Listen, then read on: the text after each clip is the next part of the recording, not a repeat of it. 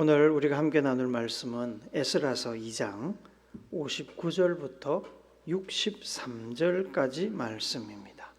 교독하고 마지막 절 같이 읽도록 하겠습니다. 델멜라와 델하르사와 그룹과 앗단과 인멜에서 올라온 자가 있으나 그들의 조상의 가문과 선조가 이스라엘에 속하였는지 밝힐 수 없었더라.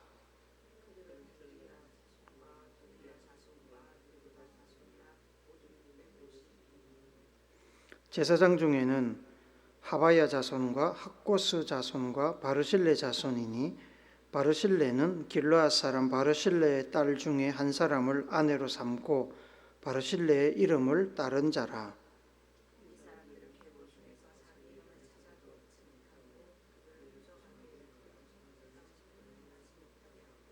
같이 읽습니다. 방백이 그들에게 명령하여 우림과 둠밈을 가진 제사장이 일어나기 전에는 지성물을 먹지 말라 하였느니라. 아멘. 그림을 하나 보여드립니다. 저희 집 족보입니다. 저희 직계 가족의 이름이 기록된 부분을 제가 찍은 겁니다. 이 사진에는 많은 이야기가 담겨 있습니다. 사진에서 제일 윗줄은 저희 아버지 세대, 그리고 가운데 줄은 저희 세대, 그리고 맨 밑줄은 저희 아들 세대 가족 현황입니다. 저희 직계 가족을 보면 저희 아버지는 이자, 무자, 세자를 쓰셨습니다. 할아버지의 두 번째 아들이고 김효년 1939년 3월 5일에 출생하셨습니다.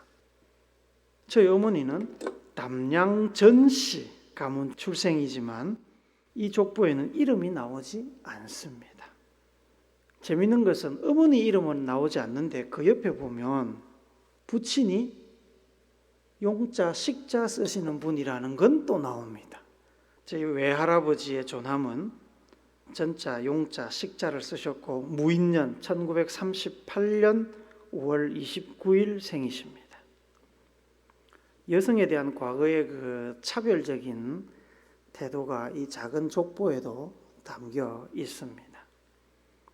아버지의 동생 할아버지의 셋째 아들은 작은 아버지이시고 이자, 택자, 셋자를 쓰셨습니다. 저희 아버지 위에 큰 아버지도 계신데 그건 아마 저 위쪽 족보에 있는 것 같습니다. 둘째 줄 왼쪽에 저희 큰형님 두 분이 나옵니다. 첫 번째가 제일 큰형님 종자, 숫자를 쓰시고 김의 김씨, 현자, 숙자를 쓰시는 큰형수님과 결혼하셨습니다. 저희 둘째 형님은 종자, 업자를 쓰시고 진주, 강씨, 효자, 주자를 쓰시는 둘째 형수님과 결혼하셨습니다. 저희 세대까지는 철저하게 돌림자를 썼기 때문에 족보에 올린 이름과 현실의 이름이 다르게 기록되는 경우가 많습니다. 저희 둘째 형님은 여기는 종자, 업자로 되어 있지만 현실 이름은 다릅니다. 그 다음에 나오는 것이 이게 제 이름입니다. 뭐라고 되어 있죠? 종자, 대자. 제 족보 이름은 종자, 대자, 종대입니다. 종대. 현실 이름은 뭐 다 아시는 대로 그렇습니다. 가운데 종자가 저희 세대 돌림자입니다. 저희 아버지 세대는 끝에 세자가 돌림자고 저희 밑에 세대, 저희 아들 세대는 또 끝에 호자가 돌림자입니다. 저는 종대고 저는 의령남시 남경우 사모와 결혼을 했습니다. 아버지 세대까지는 시집온 여성들의 이름을 기록하지 않았는데 저희 세대부터는 시집온 여성들의 이름이 기록됩니다. 그죠? 의령남씨 이렇게 본래 아버지 세대까지는 적혔었는데 지금은 이제 경우 이름이 딱 적히지 않습니까? 그만큼 시대가 바뀌고 여성들에 대한 생각이 많이 바뀌었습니다. 셋째 줄은 저희 아들 세대인데 왼쪽에서 4명은 저희 조카들이고 뒤에 2명이 제 직계 후손입니다. 신호와 지수 이름이 기록되어 있습니다. 나중에 이 아들 세대들이 결혼을 하고 아이를 낳게 되면 그때 다시 이제 족보를 발행하면서 이제 그 후손들의 이름이 아마 기록이 될 것입니다. 이 족보는 여러분 저의 뿌리입니다. 딱히 내세울 것 없는 집안이지만 그래도 이 족보에는 저와 제가 속한 집안의 역사가 가족관계 중심으로 담겨 있습니다. 이 족보를 통해서 사람들은 저의 출신, 가족사항 등 저의 일면을 볼 수 있습니다. 이 족보는 역사 가운데 비록 먼지와 같이 살다가 사라질 운명이지만 이재영 목사가 어떤 집안에서 태어나서 어떤 가족 관계를 가지고 살았었다는, 존재했었다는 사실을 보여주는 증거가 됩니다. 여러분, 이스라엘 왕국은 솔로몬 왕 이후로 북이스라엘과 남유다로 나누어졌습니다. 이삭의 아들 에서와 야곱 중에 하나님께서 야곱을 주권적으로 택하셔서 민족의 정통성을 이어갔듯이 남북 두 왕국 중에는 북이스라엘의 영토가 더 넓고 10지파가 북이스라엘에 속했기 때문에 인구도 더 많았지만 하나님께서는 다윗 왕의 후손이 왕위를 이어간 남유다를 이스라엘 역사의 주류로 선택하셨습니다. 북이스라엘은 아수르 제국에 의해서 722년경에 멸망했고 남유다는 BC 586년경에 바벨론 제국에 의해 멸망했습니다. 큰 나라들의 위치를 한번 보여줍니다. 이스라엘이 지금 가나안 땅, 팔레스타인 땅에 있고요. 바벨론과 페르시아와 아수르가 저 위치에 있었다는 겁니다. 그리스, 로마까지 나오네요. 하나님께서는 남유다가 멸망하기 전에 선지자를 통해서 바벨론으로 포로로 끌려간 남유다 이스라엘 백성들이 70년이 지나면 돌아오게 하겠다고 약속하셨습니다. 예레미야서 29장 10절 말씀 우리 같이 한번 읽어봅시다. 세 번역으로 읽습니다. 시작. 나 주가 분명히 말한다. 너희가 바벨로니아에서 70년을 다 채우고 나면 내가 너희를 돌아보아 너희를 이곳으로 다시 데리고 오기로 한 나의 은혜로운 약속을 너희에게 그대로 이루어 주겠다. 포로로 끌려간 후 70년이 지나면 이스라엘 백성들이 이스라엘 땅으로 다시 돌아오게 하겠다는 약속입니다. 이사야 선지자는 하나님께서 바사 제국 고레스 왕을 하나님의 종으로 쓰실 것이라고 말씀하셨다는 것을 증언하고 있습니다. 이사야서 44장 28절 말씀 같이 읽어봅시다. 쉬운 성경으로 같이 읽습니다. 시작. 나는 고레스를 가리켜 그는 내 목자다. 그가 나의 모든 뜻을 이룰 것이다 라고 하였다. 또 나는 예루살렘을 가리켜 너는 다시 세워질 것이다 라고 하였고 성전을 가리켜 너의 기초가 다시 놓일 것이라고 하였다. 성경에서 바사라는 제국은 페르시아 제국을 말합니다. 바사, 페르시아. 아수르는 아시리아를 얘기하는 거죠. 바사 왕, 페르시아 왕 고레스를 이용하여 이스라엘 백성들을 돌려보내겠다는 약속은 그 약속 그대로 이루어졌습니다. 바벨론 제국이 쇠망하고 페르시아 제국이 강성하게 되었습니다. 그래서 바사가 그 지역을 대부분 다 점령을 하게 되고 이스라엘 백성들은 이제 바사 제국 안에서 살게 되었던 것이죠.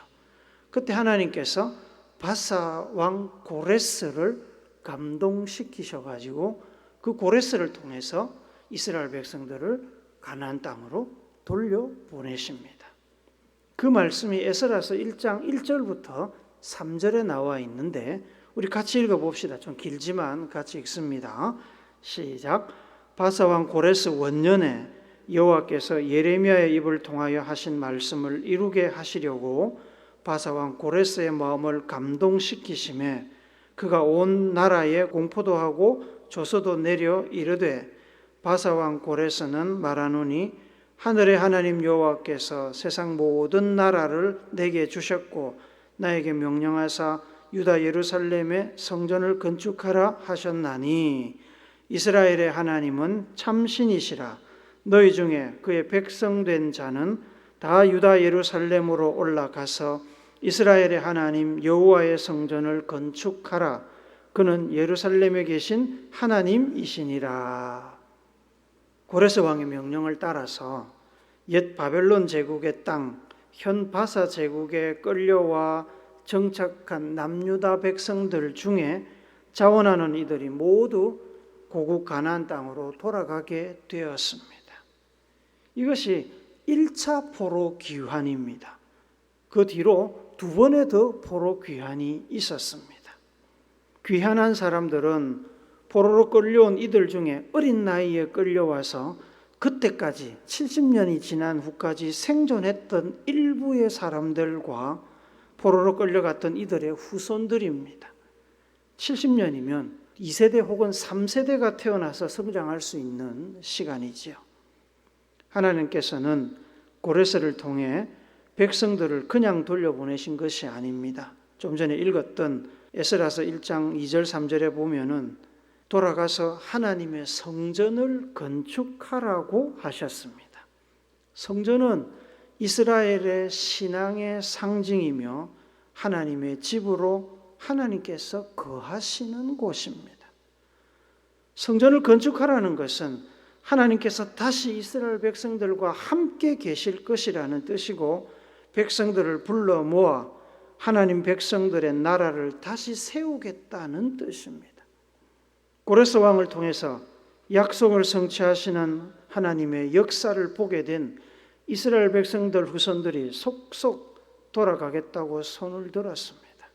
고레스 왕은 과거 바벨론 제국 느부갓네살 왕이 예루살렘에서 강탈해서 보관 중이던 예루살렘 성전 접시들을 백성들 손에 들려 보냈습니다.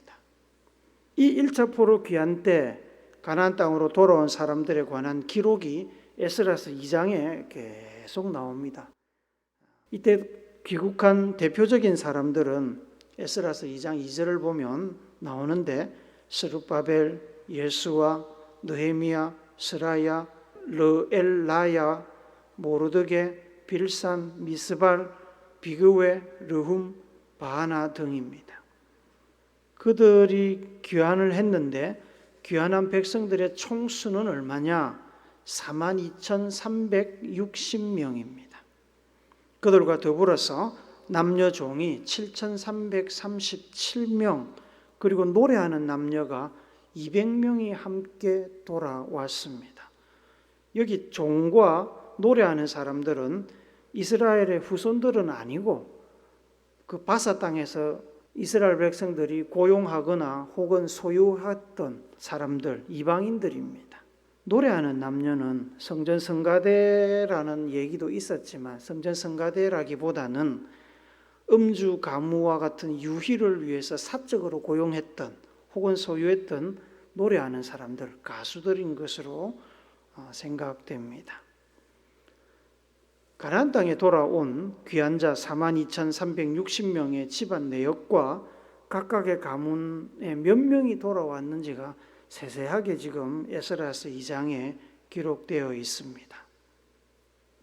그런데 그들 중에 일부는 곤란한 일을 겪게 되었습니다. 59절에 보시면 그 바사 제국의 여러 지명이 나옵니다. 델멜라, 델하르사, 그룹, 아단, 임멜. 이 지역에서 살다가 고레스 왕의 귀환 명령을 듣고 자발적으로 예루살렘에 돌아온 사람들 중에 일부는 그들의 조상 가문이나 선조가 이스라엘에 속한 사람인지 분명하게 밝힐 수가 없었습니다. 그들은 자신들이 이스라엘에서 포로로 끌려온 이들의 후손이라고 알고 있었습니다. 그래서 다른 이스라엘 후손들과 함께 기쁜 마음으로 예루살렘으로 이스라엘로 귀환했습니다. 성경에 보면 족보가 많이 등장합니다. 누가 누구를 낳고 누구는 누구의 후손이라는 재미없고 성가신 본문들을 우리가 읽을 때 읽기가 참 어렵습니다. 그런데 이 족보는 이스라엘 사람들의 민족적인 정체성을 나타내는 굉장히 중요한 기록입니다. 바사 땅 델멜라, 델하르사, 그룹, 앗단, 인멜에서 올라온 이들 중 일부는 그들의 조상이 이스라엘에 속했다는 것을 확실하게 밝혀줄 증거를 찾지 못했습니다. 일반 백성들 중에는 들라야 자손, 도비야 자손, 느고다 자손이라고 스스로 밝힌 이들 652명과 제사장 가문 하바야 자손, 학고스 자손, 바르실레 자손이라고 밝힌 이들 중에 상당수가 이스라엘에 속한 것을 증명하지 못했습니다. 그것을 밝히지 못하면 포로기 이후에 새롭게 시작하는 이스라엘 민족의 일원으로서 인정받을 수가 없습니다. 지금 생각하면 인정을 해주든 해주지 않든 무슨 상관이겠나 싶지만 민족주의 공동체 안에서 같은 민족 일원임을 인정받지 못한다면 이방인으로 살아야 됩니다. 이방인으로 살면 여러 가지 권리가 제한되고 사회적으로 차별을 받습니다. 시민권을 얻지 못하면 어떻게 됩니까? 우리나라도 투표하지도 못하고 국민으로서 누릴 수 있는 여러 가지 혜택도 누리지 못하게 됩니다. 이스라엘 백성들은 이방인들에 대해서 굉장히 차별적인 태도를 가지고 있었습니다. 그래서 그 사회에서 이스라엘 사람으로, 이스라엘 후손으로 인정받지 못하고 이방인으로 취급받는다는 것은 굉장히 힘든 삶을 살아야 한다는 뜻입니다. 특히 제사장 가문이라고 밝혔지만 후손임을 증명하지 못한 이들에 대해서는 지도자들이 제사장 가문의 직무에 참여하지 못하도록 금지했습니다. 그들이 직무에 참여하지 못한다는 것은 성전에서 단순히 일을 하지 못한다는 뜻뿐만 아니라 성전에서 나오는 각종 음식을 먹을 수도 없게 되고 제사장 가문에게만 분배되는 성물을 분배받지도 못하게 됩니다. 63절을 우리 한 번 더 읽어봅시다. 시작. 방백이 그들에게 명령하여 우림과 둠밈을 가진 제사장이 일어나기 전에는 지성물을 먹지 말라 하였느니라. 여기서 방백은 총독이 느헤미야를 가르친다고 생각됩니다. 우림과 둠밈을 가진 제사장은 아론과 같은 제사장 중에 최고 제사장인 대제사장을 말합니다. 이제 막 포로 생활을 마치고 복귀를 했으니 대제사장이 아직 세워지지 않았습니다.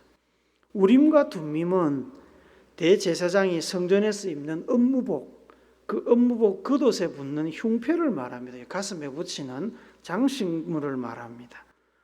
복원되고 있는 성전에 새롭게 대제사장이 세워지고 조상을 확인할 수 없는 이들을 어떻게 대우해야 할지, 받아들일지 혹은 거절할지를 그 대제사장이 판단하고 결정할 때까지 판단을 보류하고 그들을 제사장 그룹에서 제외시켜 두겠다는 얘기입니다. 바사 제국에서 예루살렘으로 돌아온 들라야 자손, 도비야 자손, 느고다 자손이라고 스스로 밝힌 652명과 제사장 가문 하바야 자손, 학고스 자손, 바르실레 자손이라고 밝힌 이들은 자신들이 이스라엘 백성들의 후손이고 명예로운 제사장 가문의 후손이라고 생각하고 바사 제국에서의 삶을 다 정리하고 먼 곳 가나안 땅까지 돌아왔지만 이스라엘 지도자들은 그들을 이스라엘 백성으로 제사장 가문으로 인정해 주지 않았습니다. 민족을 향한 헌신, 수고와 고생에도 불구하고 그들은 이스라엘 민족 공동체 안에서 부정되었습니다. 존재가 부정되었습니다. 그들은 스스로 이스라엘 하나님의 후손이라고 주장했지만 이스라엘 민족 공동체는 그리고 그들의 지도자들은 그들을 인정하지 않고 이방인 나그네처럼 여겼다는 말입니다. 이스라엘 민족 공동체 안에 그들이 설 자리가 없었습니다. 얼마나 화가 났을까요? 이럴 줄 알았다면 아마 돌아오지 않았을 것입니다. 억울했을 것입니다. 하지만 어디 하소연할 마땅한 곳도 없었습니다. 무엇보다도 증명할 방법이 없었습니다. 그 시대의 대부분은 족보를 가지고 있지 않았습니다. 종이나 양가죽, 파피루스 같은 것들이 얼마나 귀한 시절입니까? 성경에서 조상과 가문을 확인한 사람들도 대부분은 구전으로 전해지는 족보의 내용, 곧 자기들이 누구의 몇 대손이고 할아버지는 누구고 어디에 살았고 하는 사실들을 사람들의 기억에 맞추어서 확인을 했을 것입니다. 조상을 확인할 수 없는 이와 같은 안타까운 일이 여러분 이 땅에서만 일어나는 것이 아닙니다. 안타깝지만 저 천국에서도 일어납니다. 예수님께서는 제자들에게 이 땅을 떠나 하늘로 올라가시면서 다시 오시겠다고 약속하시고는 이렇게 말씀하셨습니다. 요한복음 14장 3절을 같이 읽어봅시다. 시작. 가서 너희를 위하여 거처를 예비하면 내가 다시 와서 너희를 내게로 영접하여 나 있는 곳에 너희도 있게 하리라. 예수님 덕분에 우리는 천국에 들어갈 은혜를 얻었습니다. 자격이 없는데 예수님 찬스를 사용하여 기회를 얻었습니다. 하지만 문제가 하나 있는데 우리는 모두 천국 입구에서 우리가 어떤 믿음을 소유하고 어떻게 살았는지를 기록한 이 믿음의 족보를 확인하는 절차를 밟습니다. 물론 이 믿음의 족보는 실물 족보를 얘기하는 것은 아닙니다. 영적인 족보를 이야기합니다. 우리 삶 속에 기록되고 우리의 그 기록은 하나님도 가지고 계십니다. 천국 입구에서 심사관은 우리가 어떤 믿음을 소유하고 살았는지를 확인합니다. 우리의 믿음의 근본이 어디에 있는지, 혹시라도 신천지나 하나님의 교회 같은 그런 이단들의 믿음을 갖고 있는 건 아닌지 확인하고 평가합니다. 불교도 이슬람도 다른 대부분의 이단들도 예수의 이름을 인정합니다. 부정하지 않습니다. 그래서 제대로 확인해야 됩니다. 하나님의 말씀, 성경이 설명하고 보여주는 예수, 하나님과 성령께서 지지하고 인정하는 그 예수, 하나님의 아들이신 그 예수를 믿고 의지하여 그 예수님의 이름을 부르는 사람만 그 심사를 통과할 수 있습니다. 그렇지 않으면 입구 컷을 당하게 될 것입니다. 마태복음 7장 21절 같이 읽습니다. 시작. 나더러 주여 주여 하는 자마다 다 천국에 들어갈 것이 아니요 다만 하늘에 계신 내 아버지의 뜻대로 행하는 자라야 들어가리라. 다 우리는 예수님 찬스를 받아가지고 천국에 들어갈 수 있는 기회를 얻지만 아버지의 뜻대로 행하는 사람만 들어갈 수 있다고 이야기를 하십니다. 예수님의 이름을 부른다고 그 심사를 통과하는 것이 아닙니다. 성경이 이야기하는 예수를 제대로 알고 믿는다면 믿음을 삶으로 드러내게 되어 있습니다. 말씀은 살아서 움직이기 때문에 그렇습니다. 이렇게 글로 인쇄되어 책에 박제되어 있는 것처럼 보이지만 이 말씀이 우리 안에 들어오면 살아서 움직입니다. 그러면 우리의 삶은 그 말씀을 따라 움직이게 되어 있는 겁니다. 우리의 삶의 족적은 우리의 믿음의 족보에 기록이 됩니다. 우리가 제대로 알고 예수를 믿는다면 성령이 우리 안에 계시고 우리는 성령의 인도를 따라 일하게 되어 있습니다.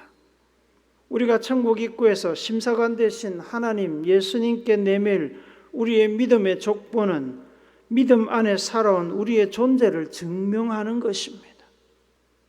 저 교회 20년, 30년, 40년 평생 교회 다녔는데요. 이 믿음의 족보가 없으면 아무런 소용이 없습니다. 우리의 믿음의 족보는 성경의 가르침과 지식의 기초 위에 성장해 온 우리의 신앙 과정을 담을 것입니다. 우리의 믿음의 족보는 초등학교 때는 어느 교회를 다녔고 중학교 때는 어느 교회를 다녔고 그 이야기를 하는 것이 아닙니다. 아버지의 직분은 뭐였고 어머니의 직분은 뭐였는지를 기록한 책이 아닙니다.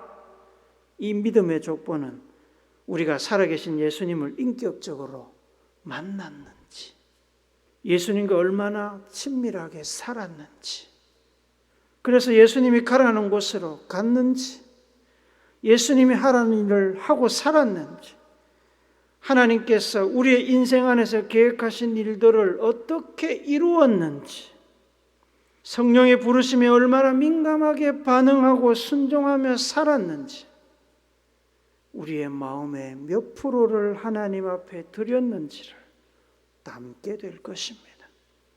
예수님의 말씀대로 얼마나 성실하게 십자가를 졌는지, 그래서 이웃을 얼마나 사랑했는지, 신앙의 열매는 어떤 것이 얼마나 열렸는지, 자신의 죄를 얼마나 철저하게 회개하고 지웠는지, 죄와는 얼마나 치열하게 싸웠는지를 담게 될 것입니다.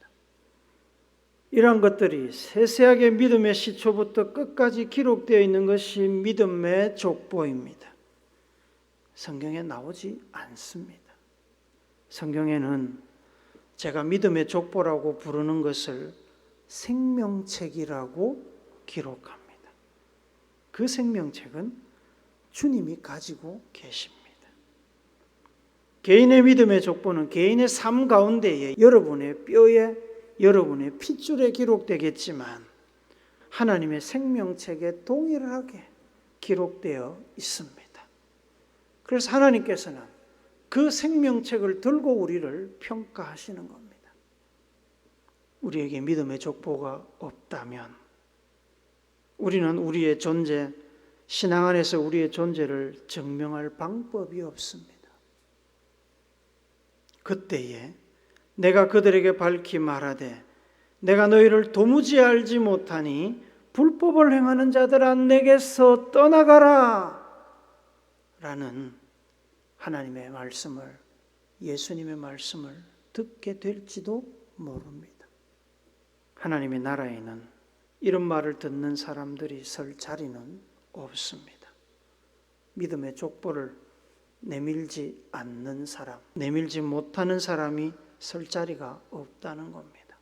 사랑하는 우물교 성도 여러분, 명절 연휴를 잘 보내고 계십니까? 우리는 명절을 통해서 여행도 하고 쉬기도 하지만 무엇보다도 우리는 명절을 통해 우리가 속하고 우리가 돌아갈 고향, 우리의 존재를 확인시켜주는 가족들을 만납니다. 가족들을 통해서 흐르는 물처럼 지나가는 인생 가운데에 우리의 존재, 삶의 흔적을 확인하고 되새깁니다. 요즘 세상은 육신의 족보는 없을 수 있습니다. 없어도 살아가는데 크게 지장이 없습니다.